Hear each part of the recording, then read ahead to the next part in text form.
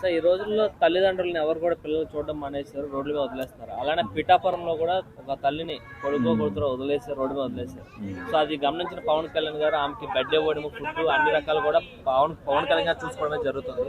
So దాని గురించి ప్రశంసలు కురిపిస్తున్న ప్రజలు దాని గురించి నాకు అందిశ్రీ గారి మాటలు గుర్తొస్తే పాటలు ఆయన సాంగ్ మాయమైపోతున్నడమ్మా మనిషి అన్నవాడు మచ్చుకైనా కానరాడే మానవత్వం.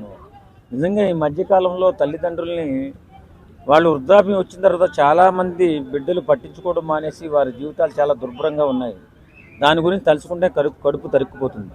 నిజంగా ఈరోజు రాజకీయ నాయకులు ఒక అగ్రగణ్యుడు అనాలి పవన్ కళ్యాణ్ గారిని. ఎందుకంటే సొంత డబ్బులతో రాజకీయం చేస్తూ సేవ చేయాలని, అందరూ బాగుండాలని ఆలోచించే తప్పించే వ్యక్తి పవన్ కళ్యాణ్ గారు. తన బంగారం లాంటి జీవితాన్ని వదిలిపెట్టి రాజకీయాల్లోకి వచ్చి ఎన్నో సేవా కార్యక్రమాలు చేస్తున్నా కూడా కొంతమంది దుర్మార్గుల దుశ్చర్యలకి ఇబ్బంది పడుతున్నారు. అయినా సరే కష్టపడి రాజకీయాల్లో ఉండి సేవ చేయాలనేటువంటి ఆలోచనలో ఉండి ఆయన నిరంతరం పేదల పక్షాన తప్పిస్తూ భరిస్తూ ముందుకెళ్తున్నారు. అలాంటి గొప్ప వ్యక్తి వేళ ఆయన చేసిన సహాయం, ఆయన ఎన్నో సహాయాలు చేయడు కాదంటలేదు, కానీ ఇలా పిల్లలు వదిలేసిన తల్లిదండ్రులకి ఒక దారి చూపించడం మహోన్నత వ్యక్తిత్వానికి ఇది ఒక నిదర్శనం. పవన్ కళ్యాణ్ గారిని ఊరకే అందరూ దేవుడు అంటలా ఇలాంటి పనులు చేస్తున్నారు కాబట్టి దేవుడు అనిపిస్తారు. కొంతమంది పడని వాళ్ళు ఏవేవో మాటలు మాట్లాడతారు, దుర్మార్గమైన మాటలు మాట్లాడుతూ ముందుకెళ్ళిపోతారు. ఈవేళ ఆ వృద్ధుల్ని కాపాడి వాళ్ళకు ఒక ఇల్లు ఇచ్చి వాళ్ళకు భరోసా కల్పించి మానవతావాది మనుషుల్లో దేవుడు అనిపించుకున్నాడు పవన్ కళ్యాణ్ గారు. Hats off Pawan Kalyan ji. ఇలాగే మిమ్మల్ని చూసి ఇంకో 10 మంది నాయకులు నేర్చుకోవాలి.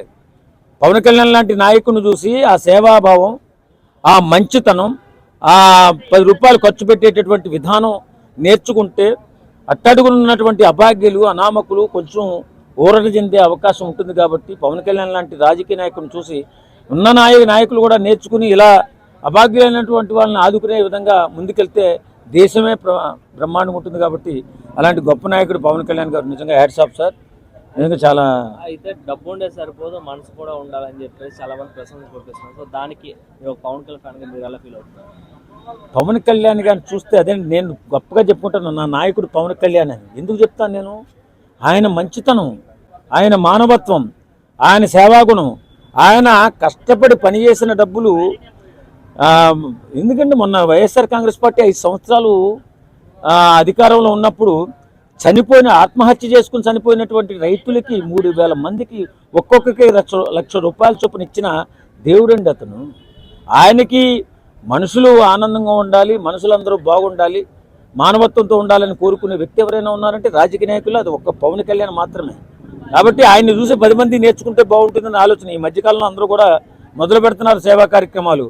ఎందుకంటే మనం ఎంతో కొంత సంపాదించుకున్న తర్వాత అట్టడుగున్నటువంటి అభాగ్యులకు సేవను అందించే మార్గాన్ని ముందుకు తీసుకెళ్తే ఇంకో 10 మంది ఆచరిస్తారనే ఆలోచన ఉన్నటువంటి వాడే పవన్ కళ్యాణ్. కాబట్టి వాళ్ళందరూ కూడా సేవా కార్యక్రమంలో ముందుకెళ్తున్నారు. పవన్ కళ్యాణ్ గారు వాళ్ళకంటే ఒక అడుగు ముందున్నారు.